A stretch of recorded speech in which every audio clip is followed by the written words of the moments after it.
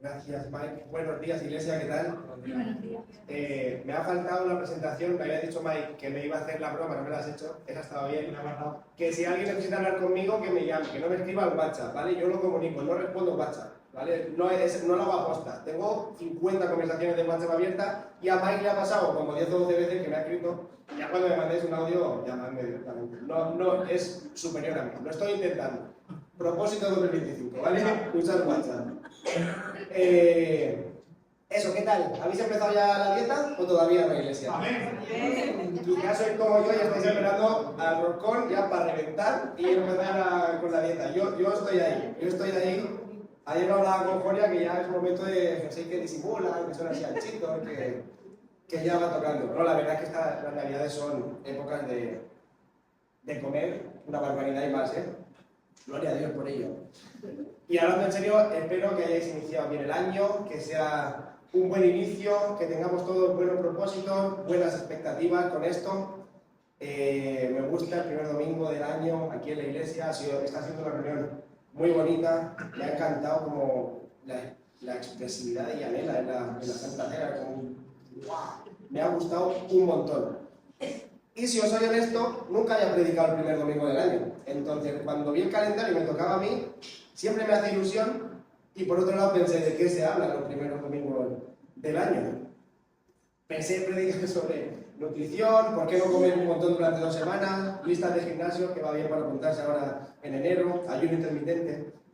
Pero siendo el primer domingo del año, además hoy, 5 de enero, ¿qué pasa hoy, 5 de enero? Que esta noche vienen los Reyes Magos. Muy bien. Entonces, prometo que la palabra va a ser hoy cortita, porque todos queremos irnos a prepararnos para la venida de los Reyes Magos. Y aprovechando el primer domingo del año y 5 de enero, hoy vamos a repasar la historia de los 3 sabios de Oriente. Espero que os hayáis portado todos muy bien, que hayáis hecho vuestra carta a los Reyes Magos, que la hayáis entregado al paje real, porque si no, no llegan los regalos. Y vamos a repasar esta bonita historia que tiene muchos matices y mucho significado para que podamos irnos a que los Reyes Magos tienen nuestros arbolitos de amor en forma de regalo. Iba a hacer una oración, pero como Mike ha orado tan bonito, que Dios tome el control de todo, y vamos allá. Como ya he dicho, vamos a repasar la historia de los sabios de Oriente, de los Reyes Magos.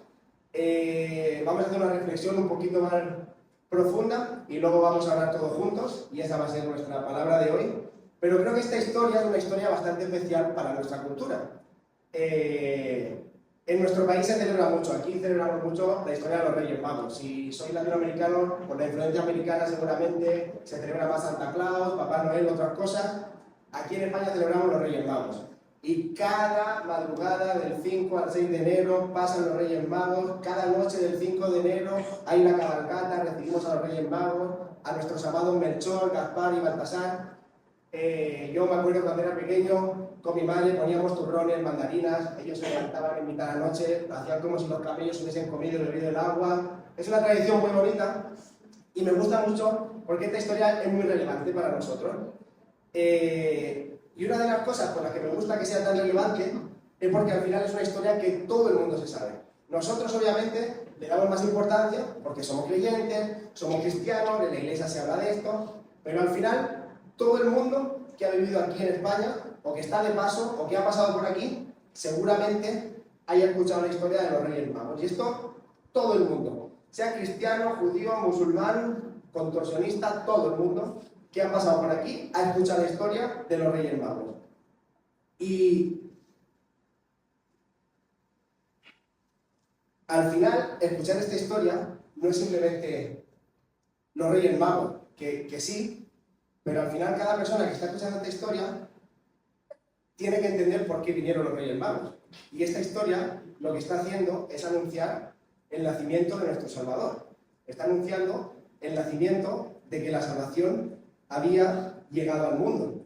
Y es una época que a mí me gusta mucho porque en todas las casas, sean cristianas o no, se llenan de belenes o de nacimientos como este, unos más currados, otros así más elaborados, otros menos, pero al final todos representan la historia del nacimiento del niño Jesús en el pesebre y cómo estos sabios de Oriente venían. El otro día, en la comida de Navidad, estábamos hablando con la mujer de mi padre ella sabe que somos cristianos y me decía, dice, yo no soy cristiana ni me identifico como creyente, pero le daba como rabia, nos explicaba que le daba rabia que los niños de hoy en día no conozcan, porque ella trabaja en el cole, no conozcan lo que es el nacimiento, lo que es la estrella, lo que significó la anunciación, los Reyes Magos, lo que significaban los sabios de Oriente. Ella, sin ser cristiana, le indignaba que nuestra tradición de los sabios de Oriente se estuviese perdiendo. Y en parte me gusta mucho, porque al final es como, qué guay que gente no cristiana, hasta le dé un poquito de rabia, que se deje de conocer esta historia de la salvación. Pero enfocándonos un poco más en nosotros, como cristianos, que yo sé que aquí todos leéis la Biblia hora y media diaria porque tenéis cara de santos, yo me incluyo también, oro y leo hora y media, que amamos a Dios, que somos devotos de aquí, pero muchas veces hemos escuchado esta historia y solo por escuchar la historia por encima, como que asumimos que conocemos todos los detalles de esta historia. Y puede que sea así, y si es así, que sepas que hoy vamos a volver a escuchar todos los detalles de esta historia, pero creo que esta historia tiene una trascendencia muy grande y esconde un significado muy profundo. Y me gustaría poder compartirlo con vosotros, reflexionar, como he dicho antes, oración, y vamos todos a esperar que lleguen los Reyes Magos esta tarde.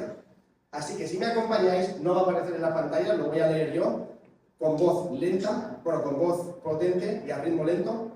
Mateo 2, versículos del 1 al 12, dice: Jesús nació en Belén de Judea en días del rey Herodes, y he aquí unos magos vinieron de Oriente a Jerusalén, preguntando: ¿dónde está el rey de los judíos que ha nacido? Porque hemos visto su estrella en el Oriente, y hemos venido para adorarle.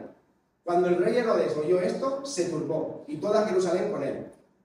Y habiendo convocado a todos los principales sacerdotes y a los escribas del pueblo, les preguntó dónde había de nacer el Cristo. Ellos le dijeron: en Belén de Judea, porque así está escrito por el profeta. Y tú, Belén, en la tierra de Judá, de ninguna manera eres la más pequeña entre los gobernadores de Judá, porque de ti saldrá un gobernante que pastoreará a mi pueblo Israel. Y entonces Herodes, en secreto, llamó a los magos e indagó de ellos y el tiempo de la aparición de la estrella. Y enviándolos a Belén les dijo: vayan y averigüen con cuidado acerca de este niño. Tan pronto lo hallen, háganmelo saber, para que yo también vaya y le adore. Ellos, después de oír al rey, se fueron. Y he aquí la estrella que habían visto en el oriente iba delante de ellos, hasta que llegó y se detuvo sobre el lugar donde estaba el niño. Al ver la estrella se regocijaron con gran alegría. Y cuando entraron en la casa, vieron al niño con María, su madre, y postrándose le adoraron. Entonces abrieron sus tesoros y le ofrecieron presentes de oro, de incienso y de mirra. Pero advertidos por revelación en sueños que no volvieran a Herodes, regresaron a su país por otro camino. Esta es la historia de los sabios de Oriente. Y este es el único relato que aparece en la Biblia acerca de estos sabios. En otros evangelios se menciona la historia del nacimiento del niño Jesús, del nacimiento de Jesús como tal, pero los sabios de Oriente, este es el único texto de la Biblia donde aparecen. Entonces, quiero rápidamente repasar los personajes que van apareciendo en esta historia y que son relevantes. El primero que aparece, el niño Jesús.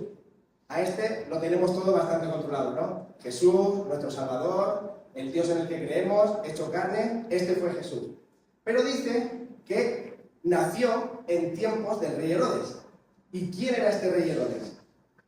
Creo que no soy el único que al escuchar el nombre de Herodes le da un poco de mal rollito. Ya Herodes suena regular. Pero además, si hemos leído, bueno, que sí la hemos leído, la acabo de leer yo, dice que mandó matar a todos los niños menores de 2 años en Israel. A esa parte creo que no han leído. Este hombre, cuando se enteró del nacimiento de Jesús, mandó matar a todos los niños menores de 2 años en Israel. Entonces me dice que igual, bueno, amable tampoco era el hombre. Este hombre reinó en 4 regiones: Judea, Galilea, Samaria y Idumea. Y todo esto lo hacía bajo influencia del reino romano, del imperio romano, perdón. ¿Qué quiere decir? Que esto era un súbdito de Roma. Toda su autoridad como rey venía dada por el imperio romano, que lo tenían puesto como rey. Era conocido como Herodes el Grande. Y no era de descendencia judía, pese a ser rey en pueblo judío. Era de descendencia griega. Pero sí que había sido criado como pueblo judío. Este hombre, de ascendencia griega, criado en entorno judío, llegó a ser rey por parte de su padre. Era descendiente de su padre que llegó al trono y por eso llegó a ser rey. Y cuando murió su padre, para llegar al trono él, esa guerra de sucesión fue un derramamiento de sangre brutal. Y ahí demostraba un poco, ya se veía venir quién era Herodes el Grande, que para llegar a ocupar ese trono tuvo que matar y derramar un montón de sangre. En parte, esto se trasladó también durante su reinado, porque al ser medio griego, medio judío, no compartía tanto las costumbres judías y constantemente era cuestionado. Y la manera de resolver esas dudas, ¿cuál era? De nuevo, mano dura y derramamiento de sangre. Y todo el pueblo conocía de las barbaridades y atrocidades que era capaz este Herodes el Grande. Y le temían.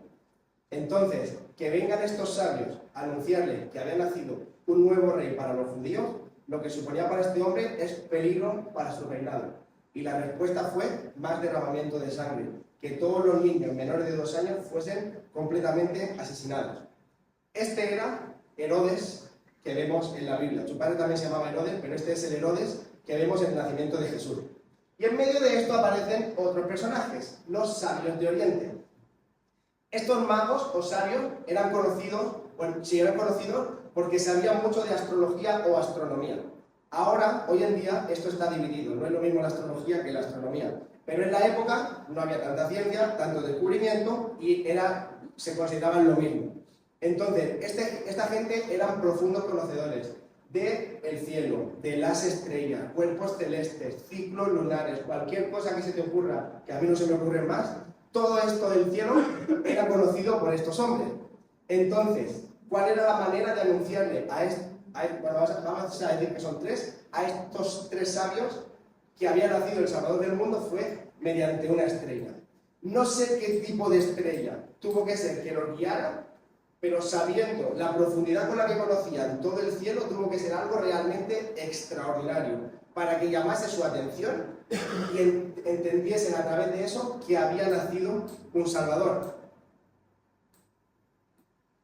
Tampoco se nos menciona cómo tuvieron esta revelación, pero para mí es algo profundamente sorprendente, porque dice que vieron la estrella y la siguieron. Pero si yo veo algo en el cielo impresionante, me asombro. Pero tuvieron que tener esta revelación de que había nacido el Salvador, de que había nacido el Rey de los judíos, porque inmediatamente cuando vieron la estrella, se acercaron. Y fueron, y obviamente ¿dónde fueron? ¿Dónde tenía que nacer el Rey de los judíos? Lo primero que se les ocurrió, tiene que nacer en Jerusalén, y tiene que nacer en la casa del rey. Por eso el primer lugar donde fueron fue en la casa del rey Herodes, que resultó que no era el lugar donde tenían que buscar, pero por lógica tenía que venir de Jerusalén. Y tampoco se nos menciona en la historia que fuesen 3, ¿vale? Se interpreta que eran 3 sabios, y son nuestros Melchor, Gaspar y Baltasar, por los 3 presentes que traían, pero en ningún momento se nos menciona cuántos eran a la hora de llegar. Seguro que eran más de 3, porque 3 personas no se iban a emprender un tan largo viaje, seguramente iban con una comitiva más grande de gente. Estos son los sabios de Oriente que aparecen en nuestra historia. Y como dato interesante, esto lo menciono así por encima, que siempre lo interpretamos en los nacimientos, que nació el niño y llegaron al pesebre, se calcula que tardaron algunos meses desde el nacimiento de Jesús hasta que llegaron los sabios de Oriente. Esto se puede saber porque, por ejemplo, en Lucas 2 sí que se nos menciona el nacimiento de Jesús, se dice que lo circuncidaron según la tradición judía, lo consagraron, luego volvieron a Nazaret, aquí habrían pasado aproximadamente 1 mes y medio, 2 meses, incluso en la historia que hemos leído nosotros, vemos que los reyes, los sabios entraron a la casa, es decir, que ya no estaban en el pesebre. ¿Que nos queda precioso el pesebre? Con los muñequitos de los Reyes Magos, nos queda súper bonito, pero no es la historia tal cual pasó, es una representación de la historia, tardaron varios meses en llegar. Además, Herodes, para asegurarse, dijo que todos los niños de 2 años abajo, o sea, que sabía que no era un bebé recién nacido, que ya tenía algunos meses. Pero bueno, esto es un poco de contexto para entender por qué celebramos a nuestros amados sabios de Oriente.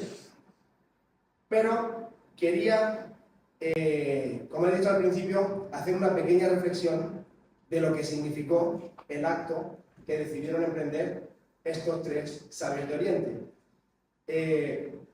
Porque, como he dicho, no sé qué tipo de estrella les tuvo que anunciar, aunque sí sería algo espectacular, pero esta gente tuvo una revelación profunda, porque ellos sabían en todo momento lo que iban a hacer y venían desde lejísimo. Es decir, tienes que estar muy seguro para emprender el viaje que emprendió esta gente de que había nacido el Salvador. Pero además, ¿por qué lo hicieron? Porque dice, hemos visto a la estrella que ha nacido el Salvador y hemos venido a adorarle. Entonces, lo primero que supuso este acto para estos sabios fue un acto de completa obediencia. Y esto es revelador, porque esa región todos conocían a Herodes. Todos conocían el tipo de reinado que era el reinado de Herodes. Y en todo momento sabían lo que estaban haciendo, que eran anunciar el nacimiento del nuevo rey de los judíos. Y por eso llegaron a Jerusalén. En los versículos 1 y 2 hemos leído: Jesús nació en Belén de Judea en días del rey Herodes. Y aquí unos magos vinieron del oriente hasta Jerusalén, preguntando dónde está el rey de los judíos que ha nacido, porque hemos visto su estrella del oriente. Por tanto, vemos personas, primero, y esto me llamó mucho la atención, que eran muy diligentes en su propio trabajo. Es decir, la astronomía era su trabajo, era su medio de vida, eran conocidos por eso, eran sabios de oriente porque conocían todo este tipo de ciencia. Pero no solo era eso, sino que eran personas que estaban atentas, porque si yo no conociese o viese la estrella, seguramente hubiese pasado de largo. Pero estuvieron atentos a esa estrella, y no solo eso, sino que estuvieron atentos a la revelación. Y cuando recibieron todos estos ingredientes, emprendieron la marcha al lugar donde suponía que tenía que nacer el rey de los judíos. Y pensando en mí, me gustaría tener esta manera de relacionarme con Dios que muestran estos tres sabios en esta historia, que fue capacidad de escuchar, procesar, entender y posteriormente actuar. Pese a no ser fácil, pese a no ser cómodo, pese a todos los peses que tuvieran. Pero esta gente recibió una revelación y su respuesta fue la obediencia. Así que el primer acto que hicieron estos tres sabios de Oriente fue obedecer. Lo segundo de esta escena que hicieron estas personas fue un acto de adoración. Lo que celebramos con la historia de los sabios de Oriente es que fue un acto de adoración. Versículo 2 dice: ¿dónde está el rey de los judíos que ha nacido? Porque hemos visto su estrella en el oriente y hemos venido a adorarle. Imagino que esta gente, esta gente ni podía sospechar la fiesta que se iba a montar en España con su historia 2000 años después. Porque, no sé si habéis visto, las cabalgatas de Reyes son graciosísimas. Si os queréis meter a Instagram, hay un montón de historias graciosas de las cabalgatas. Pero esta gente tenía claro que había nacido el rey de los judíos y que venían a adorarle. Y lo segundo, después de la obediencia, fue un acto de adoración. ¿Dónde está el rey? Porque hemos venido a adorarle. Y esto habla del mero propósito de su viaje, que era la adoración al nuevo Salvador, seguramente sin saber aún que era el Salvador del mundo, pero ellos habían escuchado, que habían tenido la revelación de que era el rey de los judíos y venían a adorarle. Y me pregunto a mí mismo, y en esta mañana lo extiendo a vosotros, ¿cuántas cosas hago yo mismo en mi vida con la única finalidad y único propósito de adorarle?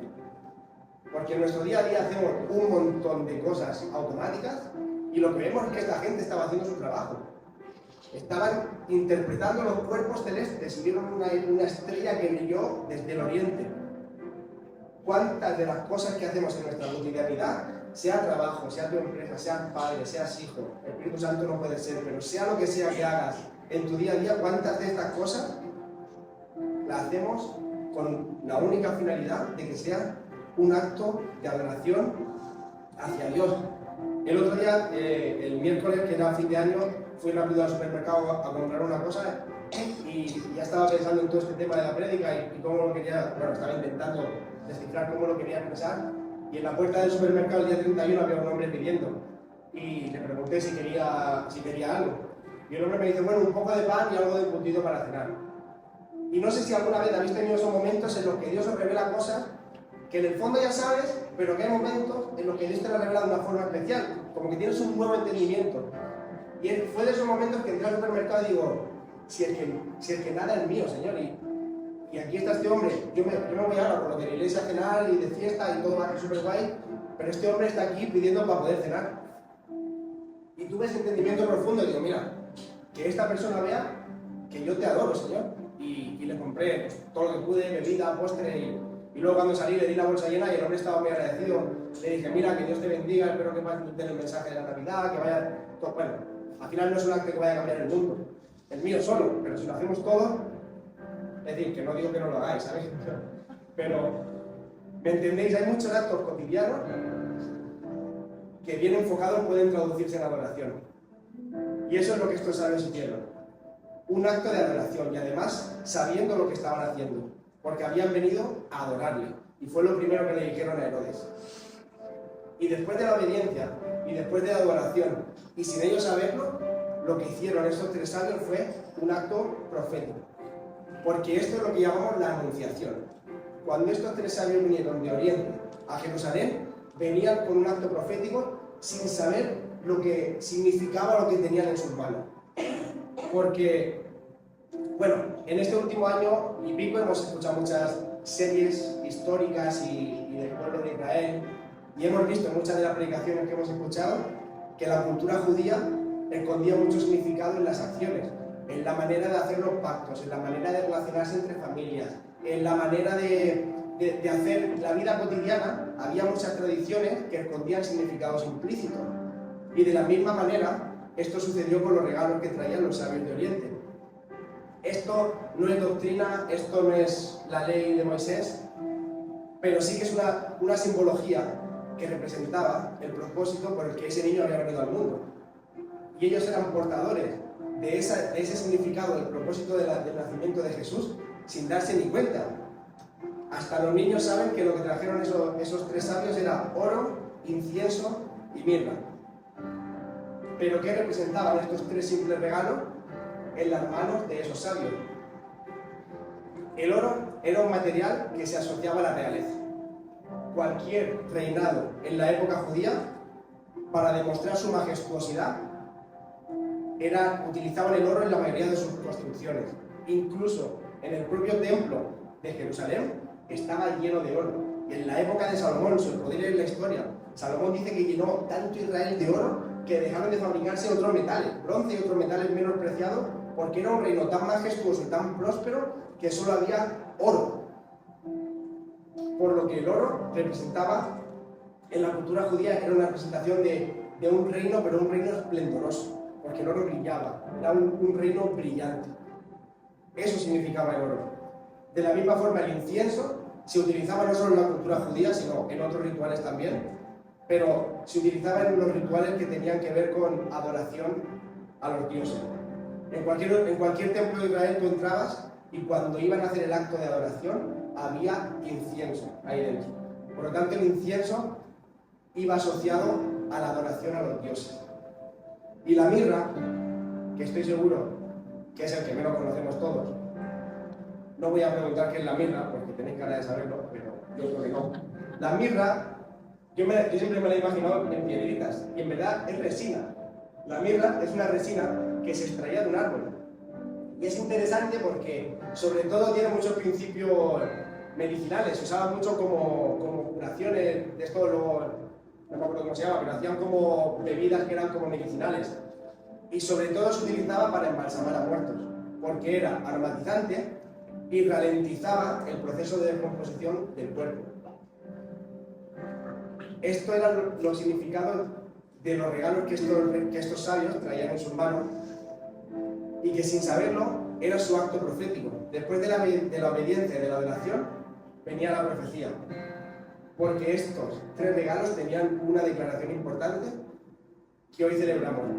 Hace 2 semanas celebramos el nacimiento de nuestro Dios y hoy no celebramos necesariamente a los sabios de Oriente, pero sí la anunciación que trajeron con ellos, porque mediante el oro declararon que Jesús era el rey de los judíos, el rey que el pueblo judío estaba esperando y que ni siquiera sabían que tenían delante, en forma de bebé.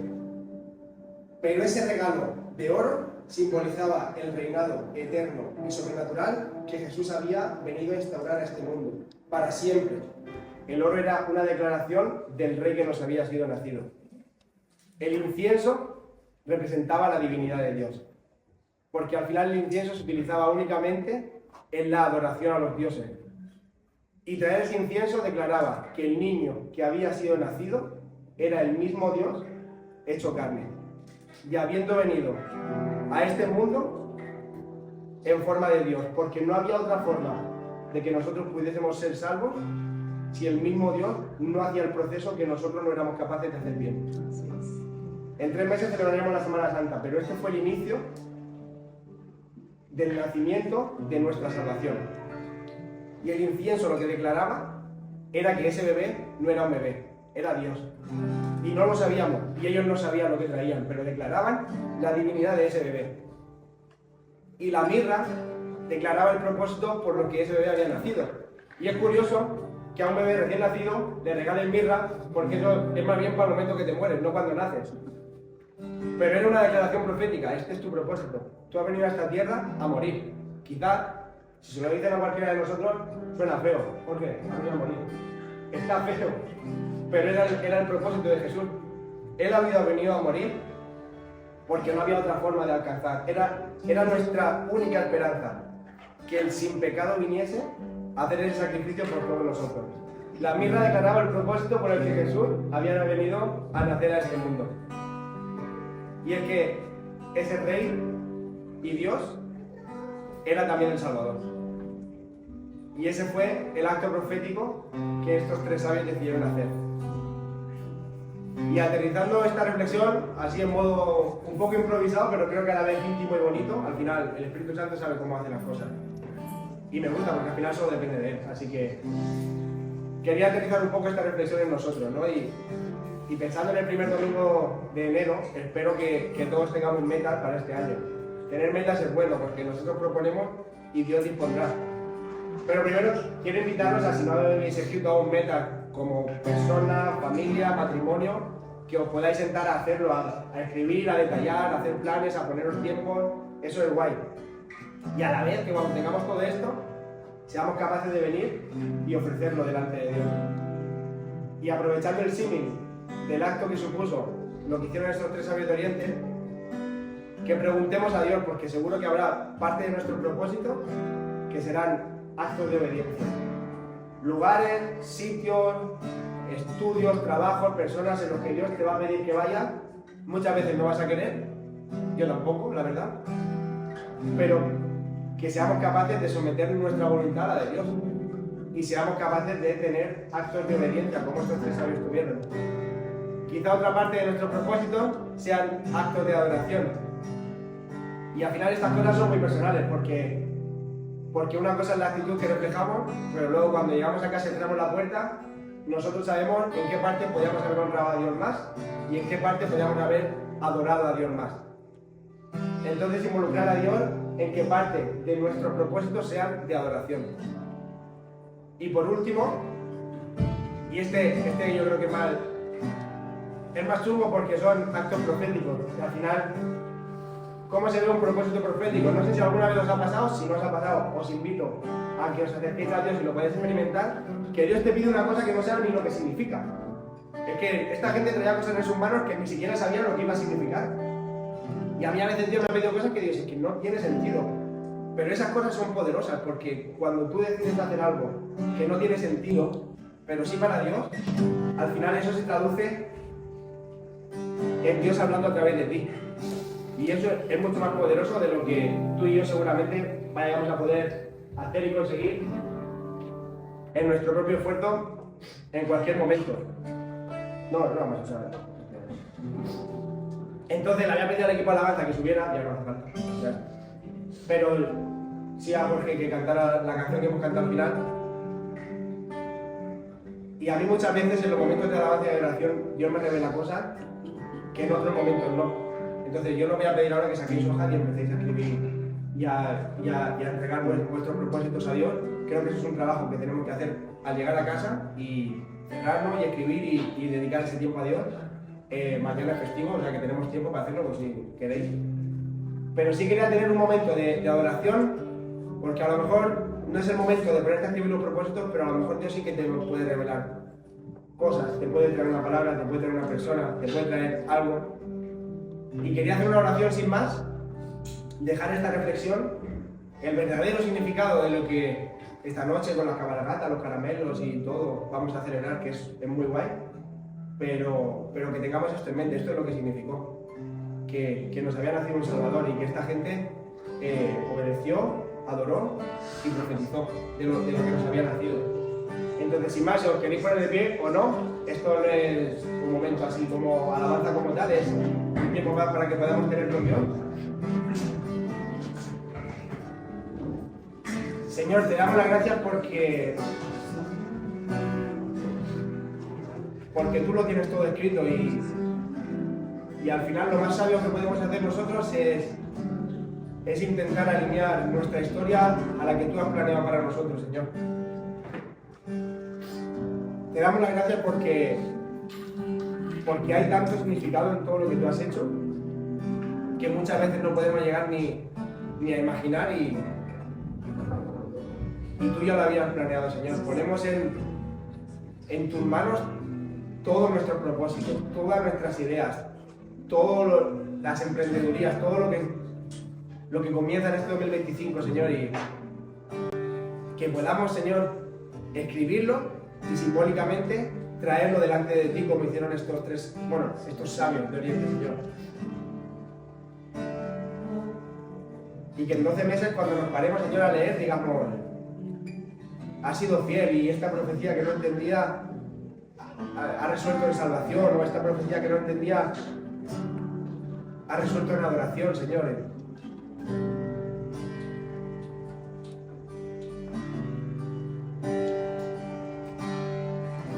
Lo que queremos, Señor, es que tú tomes el control de eso, Padre.